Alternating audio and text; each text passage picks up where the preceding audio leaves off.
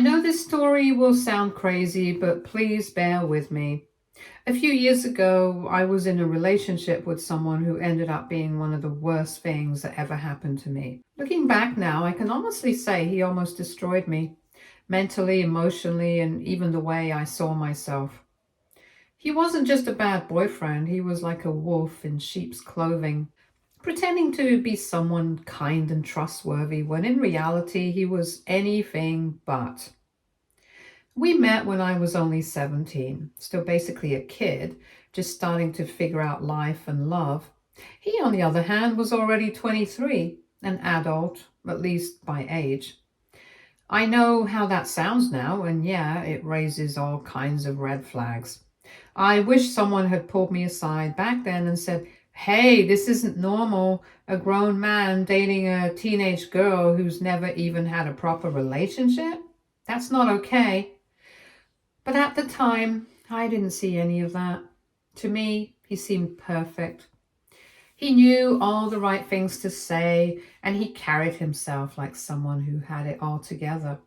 He talked with this confidence that made him seem so mature, like he really understood the world. And by comparison, I felt small, but also lucky.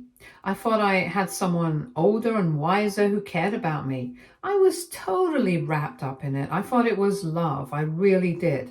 Things between us really started falling apart when I got accepted into a really good university. Should have been a happy moment, something to celebrate. But instead of being proud of me or supportive, my ex started acting distant and even a little hostile. He didn't like it at all that I was going away to college. I could tell part of it, I think, was that he had dropped out of school himself, so me getting into a top university made him feel insecure or maybe even threatened. He also had this idea in his head that I should follow his lead and not bother with higher education like he did. But thankfully, my parents always drilled it into me that education is important no matter what. From a young age, they made sure I understood that getting a degree was non-negotiable. And honestly, I've always been one of those students who worked hard, took pride in my grades, and enjoyed learning. So despite his disapproval, I went anyway. But once I got to campus, things only got worse. He would drive over and visit me every single weekend. At first, I thought maybe he missed me and wanted to stay connected, but it quickly became clear that wasn't it. Almost every time he came, we ended up fighting. He'd pick on me, guilt trip me, or say something to tear me down and make me feel bad about myself. More often than not, I'd end up crying by the time he left. It got to a point where it felt like I couldn't breathe without him getting upset. If I had any male friends, literally, even if a guy just talked to me in class or invited me to a party, he would lose it. He'd start questioning me, accusing me, twisting things in his head and making it seem like I was doing something wrong just by existing around other men. It didn't stop there though. Even when I hung out with my female friends, he would still have a problem with it, especially if he wasn't there to watch what was going on. It was like he couldn't stand the idea of me having a life that didn't revolve around him.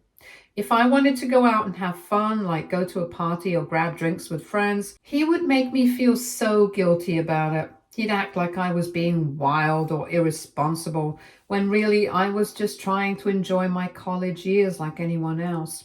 He always made me feel like I was doing something wrong, even when I wasn't. And when he got angry, really angry, he would say things that cut deep. I won't even repeat some of the names he would call me because they're just too awful, but they stuck with me. He made me feel small, worthless, like I didn't deserve better. He'd break me down with his words and then act like he was the only one who truly cared about me. My roommates saw all of this. They saw how every time he came around, I changed. I went from happy and outgoing to quiet, on edge, sometimes even crying behind closed doors. They were always trying to talk sense into me. They didn't like him and they weren't shy about it either. They begged me to leave him. They said I deserved better, that I wasn't myself anymore, and they were right. I just couldn't see it clearly at the time. I wish more than anything I had listened to them, but I didn't. I was so deeply, blindly in love with my ex at the time, I really thought he could change. I held on to this hope that one day he'd become the guy he pretended to be in the beginning. I kept thinking, maybe if I love him enough, he'll finally see how much he's hurting me and stop. But that day never came. What made everything even more confusing and honestly so much harder to walk away from were the good days. Because when things were good, they were really good. He could be the most charming, thoughtful, caring boyfriend. He knew all my favorite things and he paid attention to the little details. He'd surprise me with my favorite flowers, plan sweet dates, and for a short while, it would feel like we were just perfectly in love. We'd laugh, we'd talk for hours, and I honestly felt like I could open up to him about anything. On those days, he was warm and attentive, and I think, this is the guy I fell for. This is why I stay. It gave me this hope that maybe the good version of him would stick around if I just tried hard enough, love him deeply enough, or avoided doing things that made him upset. But then the bad days would come. If he was having a rough day, it didn't matter what I did. I was going down with him. He would always take it out on me like it was my job to absorb all his pain and anger. He would start fights over the smallest, most random things. Sometimes I didn't even know what triggered it. 1 second things would be fine, and the next it felt like I was being emotionally ambushed. He'd twist my words, turn everything around on me, make me question my own reality. And that's when the gaslighting would start. He'd say things didn't happen the way I remembered, or claim I was being too sensitive or crazy when I tried to stand up for myself. He'd make me feel like everything was my fault, even his bad behavior. I'd end up second-guessing myself constantly and apologize to him even if it wasn't my fault. Some nights were so bad, I would break down completely in front of him. I'd be crying so hard I couldn't breathe, caught in these panic attacks where my whole body would shake. And through it all, he just watched me fall apart, sometimes with cold silence and anger, never comforting me or even acknowledging the damage he was doing. Graduating from college should have been one of the happiest moments of my life. I had worked so hard for it, staying up late, studying nonstop, juggling everything despite my on and off relationship with my ex, just to make it through. And when I finally got that degree and landed a really good job straight out of school, I was proud of myself. But instead of celebrating with me, my ex was furious. He didn't even congratulate me, not a word, not a text, not a call. I remember sitting there on my graduation day, surrounded by friends and family, trying to stay in the moment, but deep down, I was just waiting for him to show that he cared. I kept checking my phone, hoping he'd call and say, "I'm proud of you," or "You did it," but nothing. He just ignored me like I didn't exist. Like something that huge in my life didn't even matter to him. And he found out that the job I got was in another city. Everything blew up. He completely lost it. He started yelling, accusing me of trying to abandon him. He screamed that this was all just some plan I'd been cooking up to run away and leave him behind in my hometown. Like me working hard, building a life for myself was some personal attack on him. I tried to explain. I told him that this opportunity had nothing to do with him. It was just the best option for me, for my future. The new city had more opportunities, a better salary, and a chance to grow in ways I never could if I stayed. But it didn't matter to him. He couldn't see past his own insecurity and resentment. And then he gave me an ultimatum. He actually told me, "It's either your job or me." Like he expected me to throw away everything I had worked for just to keep him happy. It was one of the most manipulative things he'd ever done. He wanted me to shrink myself, to give up on my dreams once again, just so he wouldn't feel left behind. This is when I finally put my foot down. After everything I had put up with, the emotional roller coaster, the constant guilt, the crying, the fights, I had just had enough. I had finally reached my breaking point. For the first time, I stopped trying to explain myself. I stopped trying to fix things that weren't mine to fix. I told him straight up that I had worked way too hard for my degree and I had just landed a high-paying job that could open so many doors for my future. I couldn't afford to throw that away, not for anyone, and especially not for someone who had never supported me to begin with. I told him that as much as I loved him, I was ready to break up with him rather than give up my job. When he realized I wasn't backing down this time, his whole attitude flipped. The anger disappeared and suddenly he was in tears, sobbing, begging me not to leave him. It was like watching someone put on a different mask. He went from threatening to heartbroken in a few seconds. He told me he couldn't live without me and that he would change and that he just needed one more chance. But I didn't feel moved by his words because in that moment I saw it for what it was. Just another tactic. Another way to manipulate me into staying, but I wasn't that girl anymore. I wasn't the same 17-year-old who fell for the sweet words and empty promises. I needed to be a grown-up and take care of myself first. So I looked at him crying and begging and told him calmly that maybe breaking up was the best thing for both of us. That we clearly weren't compatible and it was time we stopped pretending we were. I said goodbye to him and left, and for the first time in years I felt free. I honestly believe that God finally showed me a way out, a better way to live, a chance to start over, and I took it. When I moved to the new city, I was ready to start over. I thought putting physical distance between us would be enough and that he'd finally let go and I could start fresh. I was ready to focus on my career, settle into a new routine and begin the kind of life I had always dreamed of, the one he constantly held me back from. But I was wrong. He wasn't done with me yet. It started one afternoon just a few weeks after I had started my new job. I remember finishing up my job and just as I left my workplace, I noticed him standing outside waiting for me.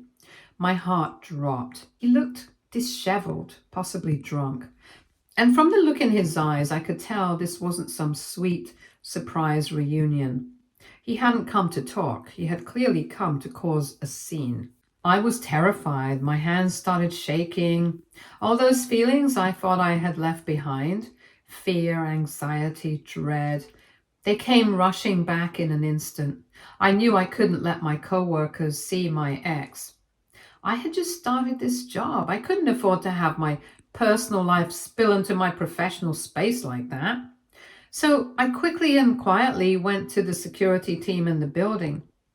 I asked them to remove him from the premises, but I made sure they didn't tell him it was me who asked. I knew if he found out, he'd explode right then and there. Thankfully, the security guards handled it calmly but firmly. My ex tried to resist, of course. He shouted, argued, and even tried to shove them a bit. But eventually they managed to get him out of the building. I stayed behind a corner the whole time, just listening, barely breathing, praying it wouldn't get worse. After that, I was able to go back home peacefully and thought that my ex would not bother me again.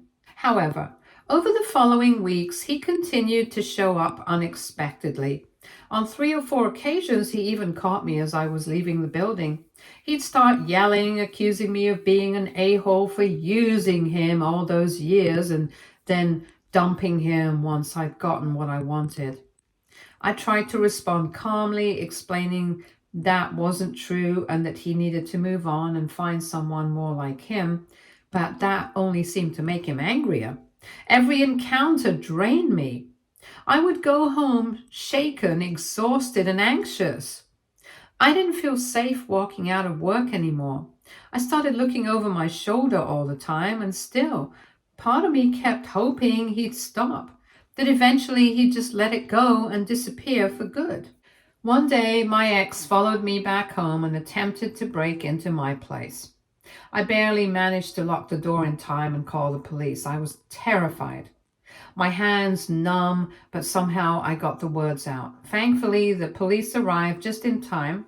When they searched him, they found a knife hidden in his back pocket.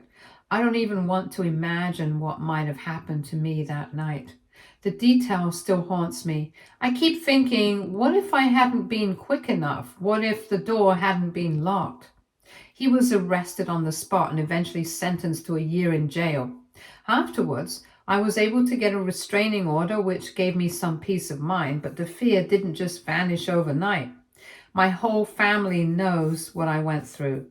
My sister was actually one of the people who supported me the most at the time. She told me how scary it was and how awful it must have been to have someone who once claimed to love me become someone I had to hide from. She understood, or at least I thought she did, how traumatizing it was to be stalked like that for months after our breakup. So you can imagine my shock when my sister just informed us that she is dating my ex. It all started with her first inviting me and my parents over for lunch at her place, and then out of nowhere dropping the bombshell that she was pregnant. We were all stunned. None of us even knew she was seeing anyone. But then she casually mentioned that her boyfriend was coming over too, so we could meet him. My parents and I were curious, but excited to meet her mystery man. And in walked my ex. I swear I froze like a deer caught in headlights. He had this huge grin on his face, looking all confident and smug, like he owned the place. All I could see was the guy who had stalked me for months, the same person who had once made me feel unsafe in my own home. Now here he was, walking in and hugging my sister. The realization hit me like a ton of bricks, and I was left speechless, completely stumped.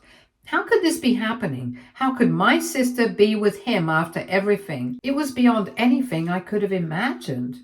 My parents were just as shocked as I was. My dad furiously demanded an explanation from my sister, and that's when she nervously revealed that she and my ex had connected on Instagram earlier this year.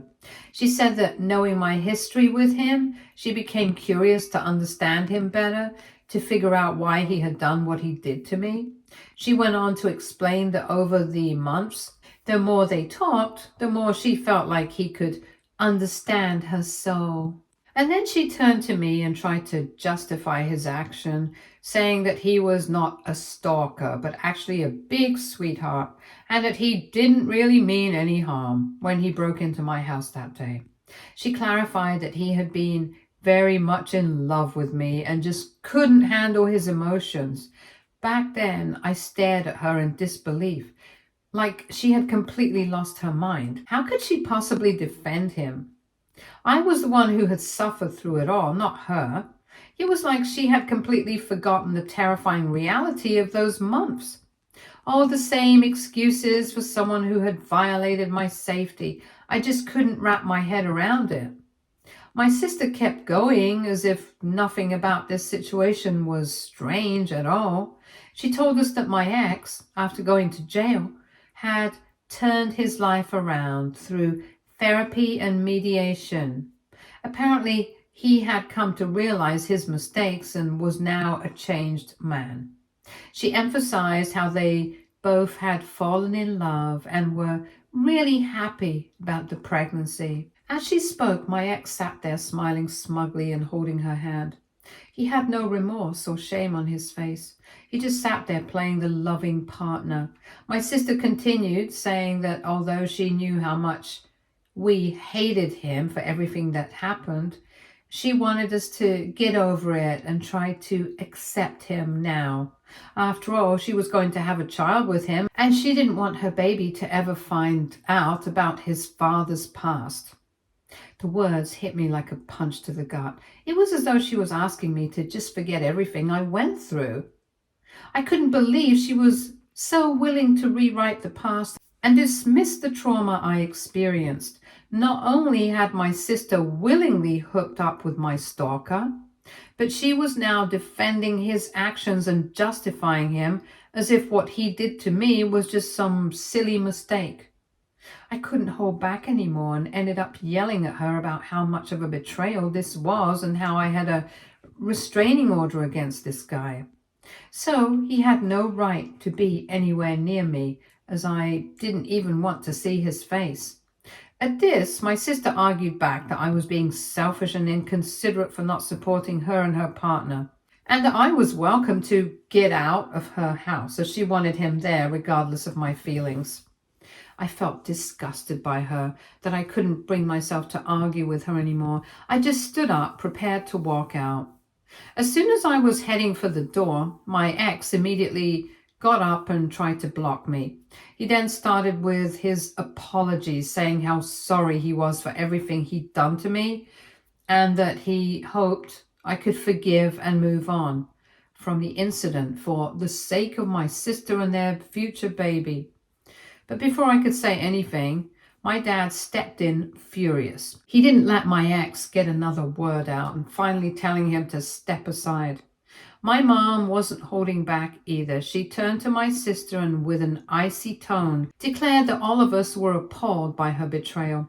She told my sister that if she had truly made up her mind about being with my ex, then we were all done with her.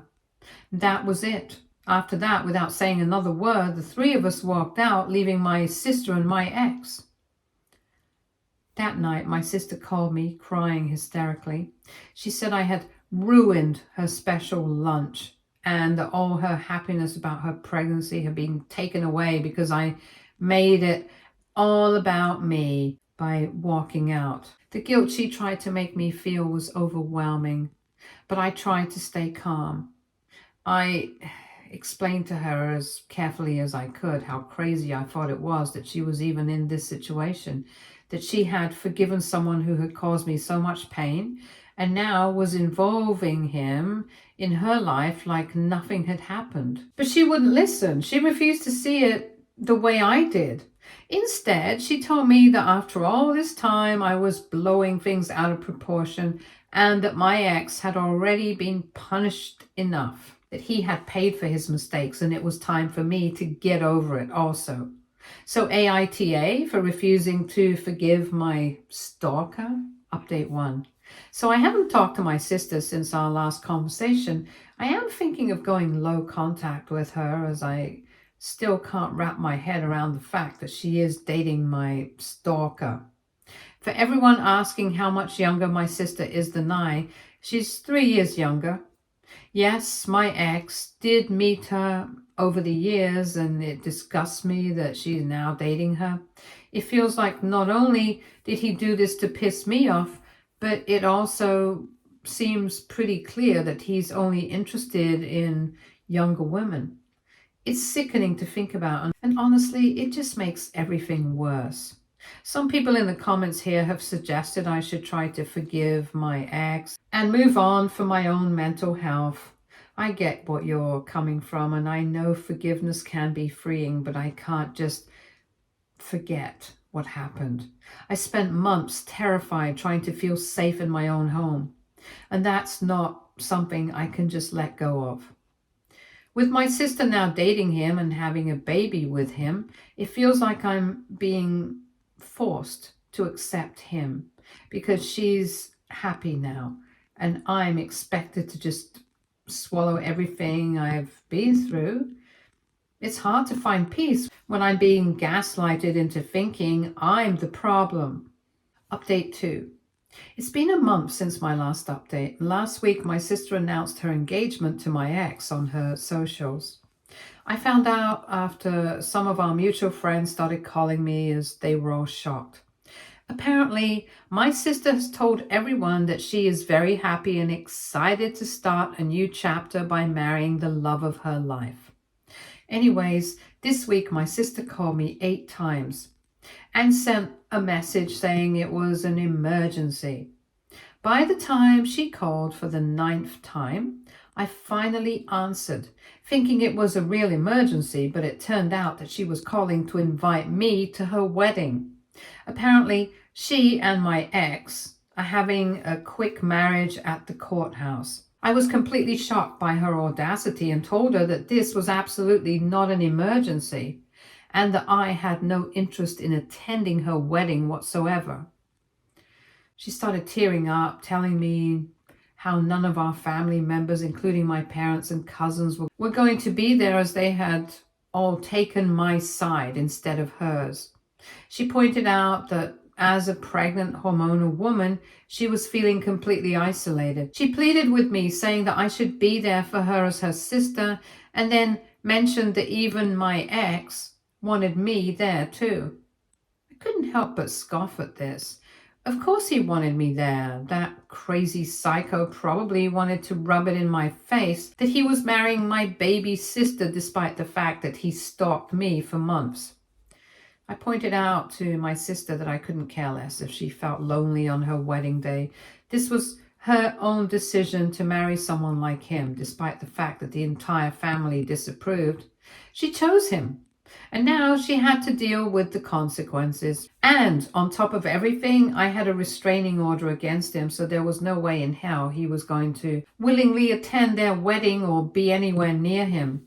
That's when my sister hit me with something even more outrageous. She said that I could always drop the restraining order against my ex as he wasn't a threat to me anymore. She said he also thought it was time that I let go so that he can start their marriage with a clean slate. It was clear the idea didn't come from her. My ex wanted it to. She insisted that she didn't want anything else from me and that dropping the restraining order and showing up for her on her big day would be the perfect wedding gift. I couldn't help but laugh at her ridiculous suggestion. I told her straight up that I wasn't going to do any of that, no matter how much she begged or pleaded. I wasn't going to sacrifice my safety or my peace just to make her happy. I didn't trust that psycho at all. Hearing this, she started crying, but I ended the call immediately. I'm just tired of her shenanigans. Update 3. Hello everyone, I'm back. Today was supposed to be my sister's wedding day, but things haven't turned out well. Earlier today, I got a call from my sister. She was hysterical, sobbing, screaming at me, blaming me for destroying her marriage before it even began. I was taken aback and asked her what was going on. Turns out the groom, my ex, completely ghosted her. He never showed up at the courthouse. The phone was off and she waited and waited for hours thinking maybe he was running late or there was a mix-up. But he just never came. Later, he sent her a short text saying that he didn't think they were right for each other after all, and that it just didn't feel right getting married when no one from either of their families supported it, especially me. Apparently, the lack of family presence made him question everything, and he bailed at the last minute, leaving my sister alone, humiliated and pregnant. So now my sister, instead of being pissed at him, is blaming me for all of it, saying if I had just dropped the restraining order and come to the wedding, he might have gone through with it. I told her that she really needed to take a look at herself in the mirror because none of this was on me.